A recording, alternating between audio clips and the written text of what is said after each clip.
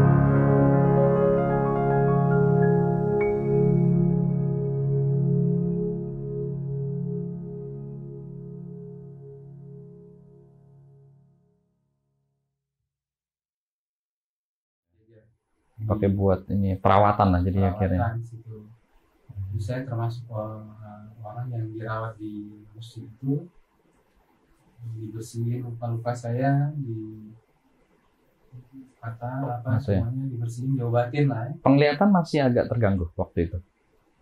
Terganggu ya. Apalagi udah menjelang malam lebih nggak kelihatan lagi kali. Itu lagi.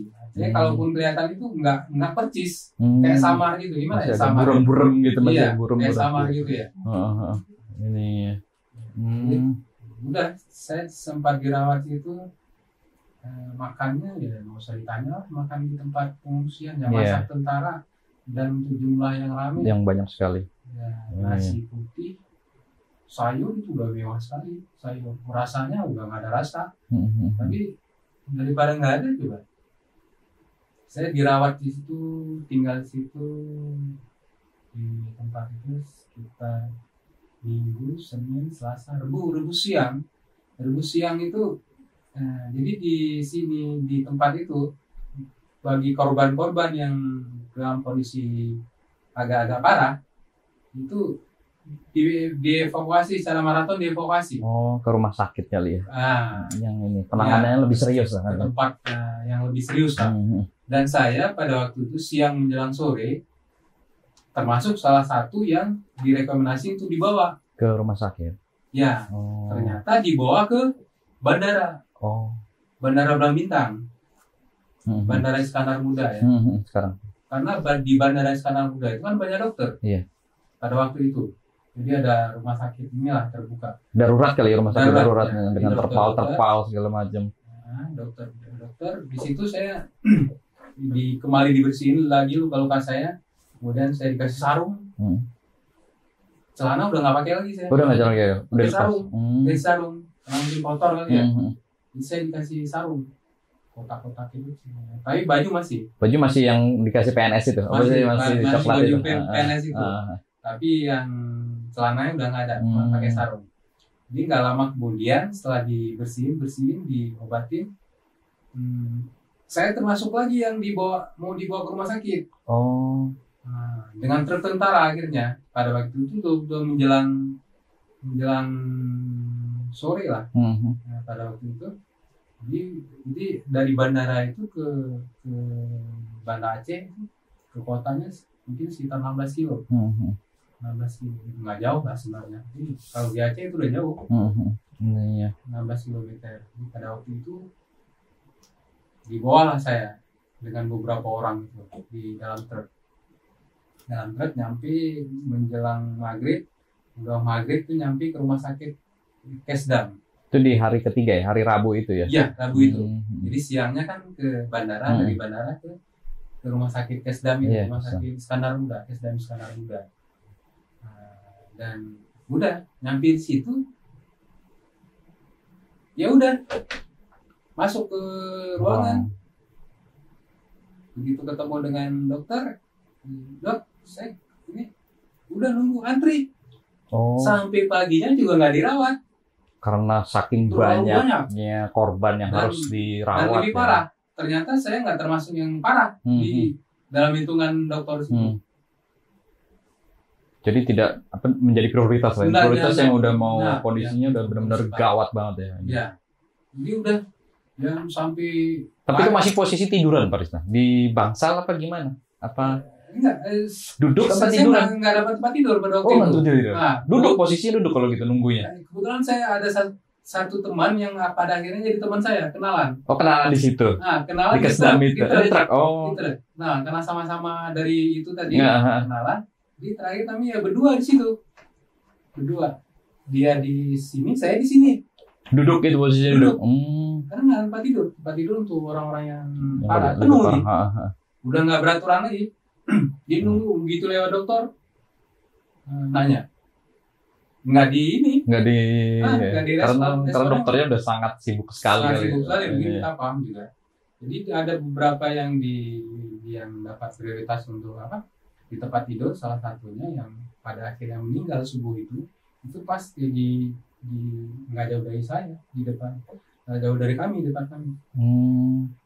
Saya sempat nanya kenapa itu orang, karena dia dari awal sampai meninggal pada subuh, dari awal kami nyampe sampai subuh pada akhirnya dia meninggal itu terus berteriak waduh kesakitan kayak gitu. Ternyata air laut nggak sempat keluar.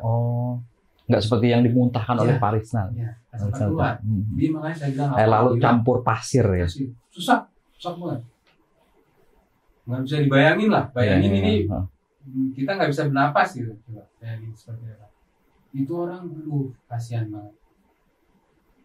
Subuhnya meninggal. Sempat melihat penderitaan dia di depan ya Pak Risna. Benar. Karena yang paling dekat. Nggak tahu yang kiri kanan itu saya nggak, karena kita sendiri juga lagi posisi lagi sakit juga. Lagi parah sih. Jadi malam itu sekitar jam 8 nggak tahu tiba-tiba ada orang ngetok ini jendela rumah sakit kan buka gitu ya. Biar sirkulasi udaranya ada. Disodorin semacam roti kayak roti apa itu dari bulat yang roti bulat-bulat itu. Sodorin.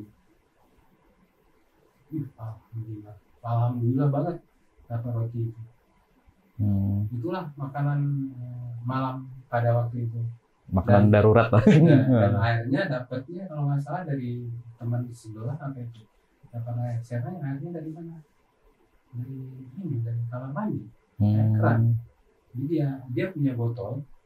Dia punya botol aqua itu. Bekas ya, bekas. Diambil dari keran. Dikasihkan ke Bang Kristal juga. Iya. Karena emang kita minimnya air bersih kali ya. Minimnya air bersih karena nggak tahu di mana ngambilnya. Kalaupun ada air, kita kan nggak mungkin minum seperti itu. Nah itu di besok paginya saya karena kehausan terakhir minum air infus. Air infus. Kenapa air infus? Karena ada teman juga yang sama-sama jadi korban. Bang, minumnya ke depan aja. Emang ada minuman? Air infus. Itu diletakin di meja apa gimana? Enggak, di situ ada perawat ternyata di depan itu. Jadi sebagian di dalam, sebagian di luar. Di luar itu ada perawat ya yang ngobati mungkin yang orang-orang yang cedera yang nggak parah itu, ya kan?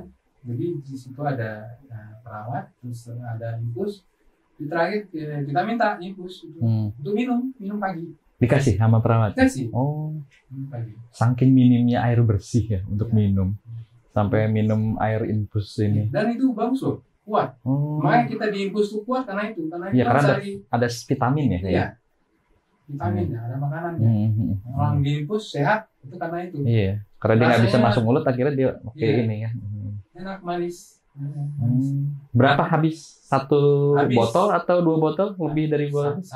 Satu ya. Oh. Itu juga belum dirawat saya. Oh, belum dirawat. Masih menunggu antrian untuk mendapatkan perawatan. Ya, jadi pada akhirnya kebetulan karena kantor Persatuan Wartawan Indonesia PWI Aceh sekitar mungkin 50 meter kali atau 150 sampai itulah 50 meter lah, nggak jauh lah dari situ. Saya berpikir ya udah daripada di sini bagus saya gabung dengan teman-teman. Sesama jurnalis, wartawan. Ya, akhirnya saya jalan ke situ, nggak jauh tapi lama sekali nyampenya. Tetap pakai sendal apa tetap nyeker? Nggak nyeker, nggak ada sendal. Bayangin itu juga kan daerahnya pada waktu itu kan kena tsunami juga. Di jalanan tahu sendiri lah jalanan. Jadi nyampe lah pada akhirnya ke kantor PWI. Dari situ ada kawan-kawan di situ semua. Di pas nyampe kantor PWI, mereka kaget. Karena ternyata nama saya itu udah termasuk di daftar orang yang meninggal, hilang. Oh. Nah, jadi di kantor PWI itu ada kami ini wartawan ini nama ini. Saya termasuk di situ udah sepertinya udah ada termasuk. Jadi salah satu teman saya begitu melihat saya, dia kantor PWI itu agak tinggi gitu. Begitu saya nyampe pintu pagar dengan baju yang seperti itu, dengan sarung yang seperti itu, bayangin ya. Baju PNS, sarung PNS ya. Nggak pakai sendal, nyeker, kan. Luka masih banyak gitu ya. Bang Rizal, langsung mereka menghampiri saya, dia bawa ke itu dia luka-lukanya dari mana bang? Dari rumah sakit. Belum diobatin belum. Akhirnya saya dibawa balik ke rumah sakit. Kan nggak jauh tuh, dibawa balik sampai rumah sakit terus saya baru diobatin ya. Tadinya belum. Minta rekomendasi kawan-kawan untuk bisa jadi prioritas gitu ya ini. Nggak tahu juga, karena di depan itu kan memang orang antri duduk gitu kan.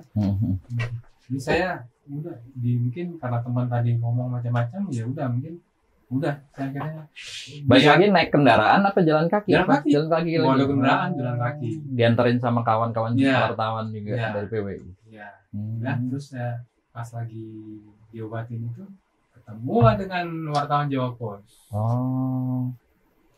Jaka Susila. Jaka Susila. Ya. Jaka Susila yang mantan sekarang mantan Jawa. Jadi mantan ya. Udah mantan. Tadinya kan di Sindo ya. Iya, Sindo juga udah mantan juga. Iya. Dia itulah yang pertama ketemu dengan saya. Dia bilang, "Bang, saya ditugaskan dari Surabaya nyari abang beberapa hari saya di sini. Abang disuruh bawa ke Surabaya." Saya bilang, "Saya nggak pergi. Saya mau nyari istri dan anak saya dan keluarga saya." Saya bilang seperti itu. Kepikiran anak keluarga itu di hari keberapa, Pak? Itu pas lagi di kantor PWI itu? Bukan. Di masjid. Di masjid. Di musola tadi. Di musola tadi. Pas malam gitu kan. Malam gitu. Sebelumnya nggak kepikiran. Benar, sebelumnya nggak kepikiran. Pikirannya. Pas di masjid itu, pas di musola itu. Gimana nasib istri, anak, dan keluarga yang lainnya? Begitu Jaka nanya ke saya, jawaban saya itu tadi. Saya mau nyari istri dan anak saya dulu. Terus akhirnya Prisna setelah agak fit baru akhirnya mencari Setelah itu saya dibawa ke PWI lagi sama teman dan oleh salah seorang teman saya juga. Saya dibawa ke rumah keluarganya. Hari itu Kamis malam, Rebu ya. Kamis ya kan, besoknya itu Rebu, Kamis ternyata pas malamnya itu keluarga saya datang ketemu. Dia juga udah nggak tahu saya dari mana laporan. Keluarga saya alhamdulillah selamat. Keluarga, maksudnya ibu saya dan keluarga kan agak jauh. Itu di kampus Lucia. Rumah ibu saya kena sebenarnya, tapi nggak terlalu tinggi airnya. Airnya karena kan udah agak jauh. Kampus itu udah agak jauh, tapi kena juga. Habis semua barang hancur semua. Jadi ketemu, mungkin dapat informasi dari PWI ke rumah keluarga teman itu. Ketemu saya di sini. Terus saya dibawa ke rumah adik ibu saya di daerah Ketapang, itu daerah yang lebih tinggi. Itu sekitar 5 km dari pusat kota kan. Terus dari situ malamnya pada waktu itu langsung saya dibawa ke Medan. Langsung dibawa saya ke Medan naik mobil Jimny kecil itu, Jimny 4x4. Mobil kakak saya. Bayangin itu bisa penuh semua. Sama keluarga yang lainnya juga. Iya, ada ibu saya, adik saya, dan mungkin semuanya. Satu mobil, dua mobil? Satu mobil. Penuh berarti. Penuh. Bisa muat, bayangin. Saya juga pikir kok bisa muat. Belum lagi barang-barang. Ibu saya, adik saya,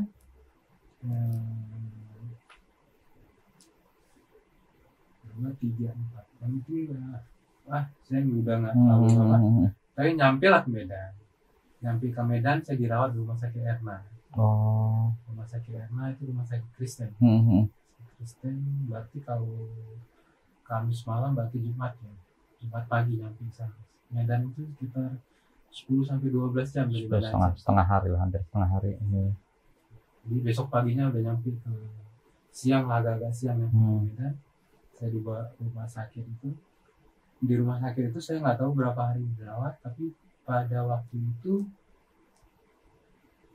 ada putusan dari grup. Jopos. Dari grup Reopos ya. Bahkan saya tahu si Pak apa ya? Pak Farida, bukan Farida. Marganas. Marganas itu pernah jadi PO-nya hebat juga. Orang dekat Farida ini. Saya belum kenal beliau. Dan pada waktu itu ada Arnas. Faruk Arnas. Iya, mantan Jopos. Ada Arnas pada waktu itu. Mereka itu nggak ngomong saya, mungkin ke keluarga saya, jadi minta saya untuk dibawa ke Surabaya. Tetap ke Surabaya.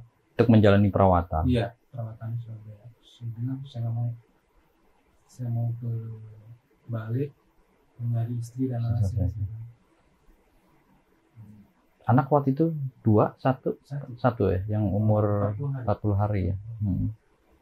Jadi setelah itu besoknya atau apa gitu, mertua saya datang.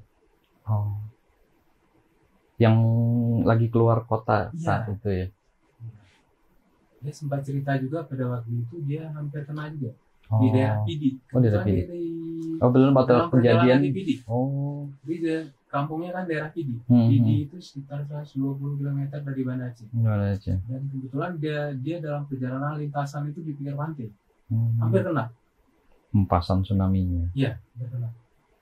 Itu kan daerah timur, udah timur. Bukan barat lagi, udah timur.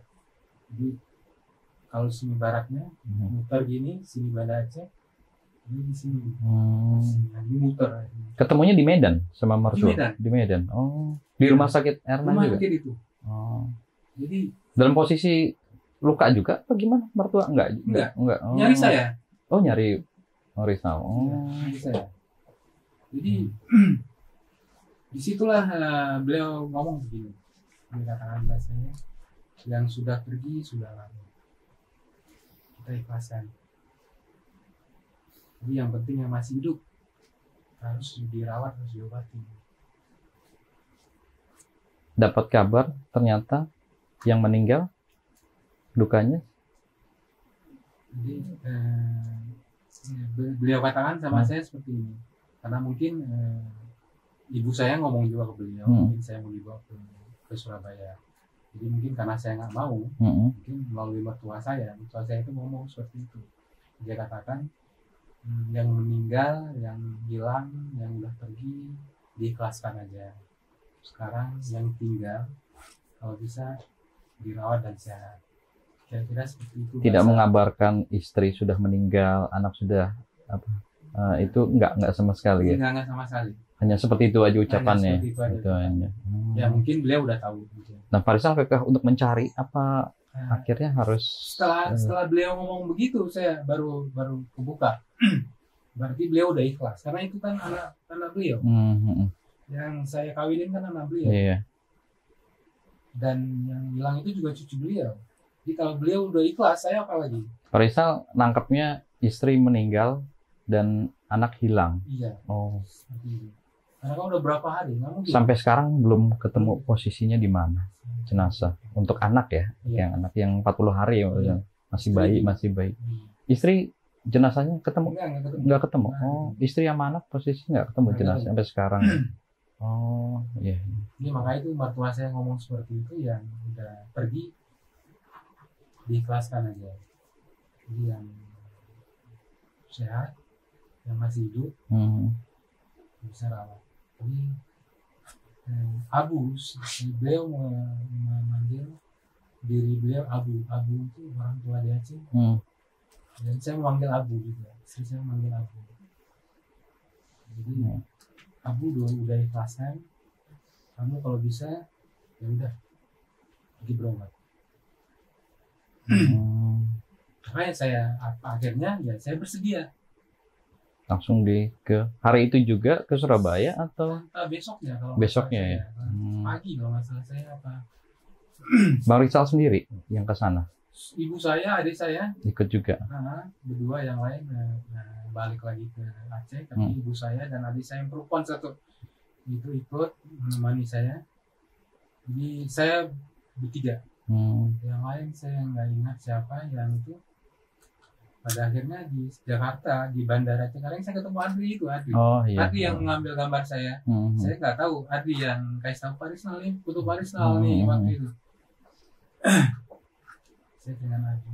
Udah dari saya dibawa ke Surabaya. Nanti Surabaya saya disambut oleh di bandara itu. Di bandara itu banyak dokter nyambut saya. Padahal Iskan ada waktu itu. Mbak Nani ya.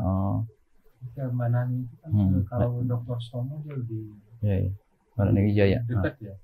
Jadi semua dokter apa itu kayaknya ada. Jadi di dalam ambulan itu kan masuk ke bandara. Dalam ambulan itu bisa langsung diotak-atik. Ada yang otak-atik mata, ada yang badan, paru, macam-macam lah. Belum sampai rumah sakit padahal masih dalam mobil ambulan. Ini langsung dapat penanganan cepat gitu ini ya. Alhamdulillah saya bersyukur pada itu. Sebenarnya saya terima kasih juga kepada Mbak Nani Wijaya dan Pak Dahlan Iskan. Karena mungkin salah satu respon cepat dari beliau itu ya. Mencari Bang Rizal untuk ini kondisinya. Ya, itu cerita. Kemudian ya udah saya dirawat di rumah sakit. Belakangan soal masalah cari-cari saya itu, Faruk Arnas yang buat tulisannya pernah belakangan dia cerita ke saya, Bang, saya buat tulisan waktu Abang hilang itu. Judulnya Selamat Tinggal Bang Rizal. Oh, gitu. Sempat bikin judulnya seperti itu. Iya, berita dia kan. Karena mungkin Faruk udah nyari-nyari nggak ketemu apa gimana. Kan? Jadi kayaknya diubah redaksi sana, mungkin Pak Arif ya. Hari itu waktu itu pemretnya masih Pak Arif Afandi. Mantan wali kota Surabaya. Jadi Pak Arif kalau nggak salah beritanya diubah jadi wartawan Jawa Pos hilang. Kalau tadi kan selamat tinggal, wartawan Jawa Pos hilang. Mudah-mudahan tuh karena cerita ke saya. Itu ya. Di Surabaya waktu itu ya ininya. Apa udah di Jakarta? Masih? Di Jakarta. Di Jakarta. Nah, waktu di Surabaya, dia nggak ada di Surabaya. Dia keluarga dia ada jenguk bapak dan ibu. Panas tuh jenguk saya. Berapa hari Pak Bang Rizal dirawat sampai pemulihan benar-benar pulih? Sebulan saya. Sebulan ya. Dokter Stomo itu kalau nggak salah saya. Dan di tengah perawatan itu suatu hari Pak Dahlan datang dengan istri Pak Dahlan kan dengan ibu datang. Beliau hari keberapa ya, nggak ingat lagi sih ya. Apa yang dia katakan, Isnal, kita udah buka koran baru di Aceh, namanya Rakyat Aceh, ntar kamu mimpin di sana. Udah cerita macam-macam. Saya nggak ada jawaban, orang terkapar masih selang infus, masih lemah ya Pak. Tapi saya dengar apa yang dia katakan.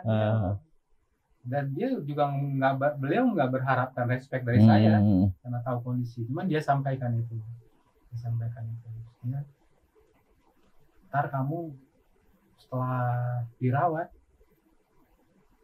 di kantor ya, kamu pelajari semua mulai dari bawah percetakan sampai ke atas ya. Kamu ikutin semua. Suruh apa sih beratnya? Ospek dulu kalau mahasiswa ini ya belajar. Dan memang setelah keluar rumah sakit baru itu keluar kena acara apa ya? Ada acara semacam apa ya? Kalau lebaran apa saya nggak terlalu ingat. Yang jelas itu libur. Libur panjang. Jadi karena libur panjang akhirnya saya disuruh tinggal dibawa ke rumah seorang wartawan senior Jawa Pos, Pak Din. Wartawan senior Jawa Pos itu saya tinggal di rumah dia. Dan selama tinggal di situ saya masih berobat jalan. Saya juga ke Jawa Pos, saya ngikutin semua. Saya lihat cetakannya, saya lihat layoutnya, saya lihat IT-nya, saya ikut rapat redaksi, rapat kamisan, jadi semua itu saya ikutin, karena saya disuruh ikut. Tapi yang namanya pikiran lagi kacau, trauma masih terasa ya. Nggak betah saya, nggak betah. Jadi pada akhirnya saya bilang, setelah saya merasa agak kuat, karena apapun nggak fokus saya pada waktu itu. Jadi pada akhirnya saya dalam suatu kesempatan waktu itu di redaksi kalau nggak salah saya, malam ada Pak Dahlan, ada Pak Nani. Saya bilang, Pak Bos, saya mau pulang. Memang kamu udah ikutin semua, udah pelajari semua, udah paham? Saya bilang udah. Karena pikiran itu ke Aceh. Iya. Jadi udah terakhir, ya udah kalau begitu, Nan. Pak Dahlan bilang, kamu siapin laptop, kamu siapin kamera, ntar kasih Rizal untuk redaksi di Aceh, koran baru itu. Rakyat Aceh itu.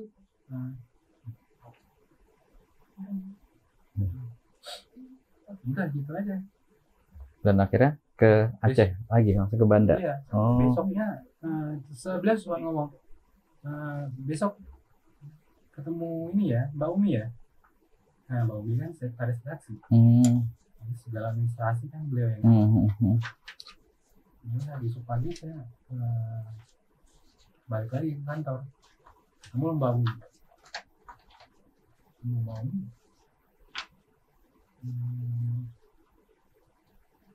Ya, kayaknya nggak ketemu deh pada waktu itu, masih belum masih nunggu sih. Hmm. Nunggu nggak ada ini. Nunggu saya di kantor itu. Jadi nggak lama. Kemudian nongol padahal. Iris now. Saya di ruang depan loh masalahnya. Belum pulang kamu? Belum. Mbak Nani ngomong apa? Ya udah selamat jalan, selamat kerja. Yang lain? Nggak ada. Panggil saya masuk ke ruang rapat. ngobrol gitu. Jadi akhirnya ya udah. Dia kasih semacam apa? Masukan segala macam. Terakhir setelah dia telepon Mbak Nani, Mbak Uni, saya suruh kamu ntar Mbak Uni ada mau. Setelah itu besoknya saya balik ke Aceh. Sampai sana suasana masih pemulihan atau sudah masih pemulihan? Sebenarnya saya nggak langsung ke Aceh, saya ke Medan dulu. Ke Medan dulu. Saya ke Medan dulu. Surabaya Medan gitu. Iya, saya ke Medan dulu.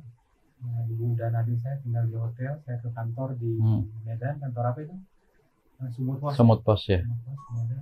Karena pemimpin umumnya saya full Ishak. Saya ketemu dia di sana. Terus habis itu jalan darat ke Banda, jalan darat apa gimana? Naik pesawat juga. Oh. Di sana kan diurus lagi. Dengan keluarga, dengan ibu. Iya. 45 menit ke sana. Ke Aceh kalau dari Medan.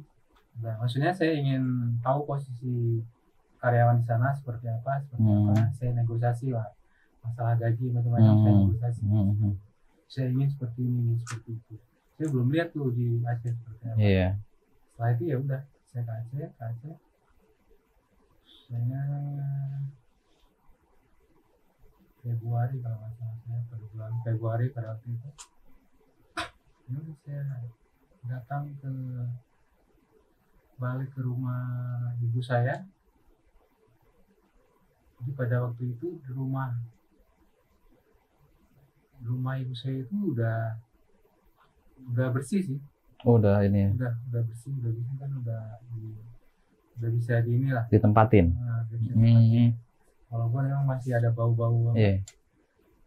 Laut kali ya, masih asin. Ini pasir. Oh. Pasir tanah. Barang-barang berserakan di halaman. Udah nggak bisa dipakai lagi. Iya. Kena air laut kan. Terendam berapa lama karena kan nggak tinggal di rumah. Iya. Jadi setelah itu ada kesempatan saya di Banda saat itu tinggal di mana, Pak? Di rumah ibu saya. Rumah ibu. Oh. Di rumah ibu saya. Ke tempat rumah mertua yang saat itu kejadian. Iya, setelah itu saya ke situ. Saya cari apa? Mau nengok lokasi rumah mertua. Saya susah sekali nyarinya. Sudah rata apa gimana posisi? Kan rata semua. Oh. Nyari fondasi, saya ketemu karena saya teringat fondasi rumah. Dapatnya. Kalau dari jalan hitam itu sekitar 20 meter lah. Nggak jauh lah. Tapi susah nyarinya. Karena kan rata semua. Iya. Rumah nggak ada lagi bentuk. Saya teringat posisi fondasi rumah. Wah, ini kayaknya dari rumah ini. Jadi begitu rumah itu baru dibangun. Sebenarnya baru dibangun, jadi belum kelar semua. Jadi di dindingnya juga sebagian masih bata. Belum di plester gitu. Jadi di teras itu juga masih dicor kasar. Nah, teras itu yang masih tersisa. Dan ingatan Bang Rizal tuh ini rumahnya. Itu rumahnya. Dan setelah teras itu udah jadi kolam. Jadi kolam. Jadi mungkin pas lidah air tadi itu jatuh, ngantam rumah. Jadi kolam sedalam 45 meter kali. Dalam sekali. Dan kebutuhan tanahnya memang agak gede. 700 meter kali ya. Rizal tetap mencari keberadaan istri sama anak waktu itu posisinya. Setelah itu Jadi saya ketemu dengan mertuanya. Jadi saya cuma nanya informasi. Ya emang nggak bisa, nggak ketemu sama sekali. Saya keluarga saya selain saya kan adik saya juga meninggal. Adik saya juga hilang. Adik saya dengan istrinya dengan anaknya satu itu nggak jauh dari rumah saya sebenarnya. Sampai sekarang juga nggak ketemu. Tapi adik saya kayaknya ketemu deh. Kalau nggak salah saya ada di koran mungkin karena ada di identitasnya. Yang laki adik saya aja ya. Kalau istri dan anaknya nggak ketemu.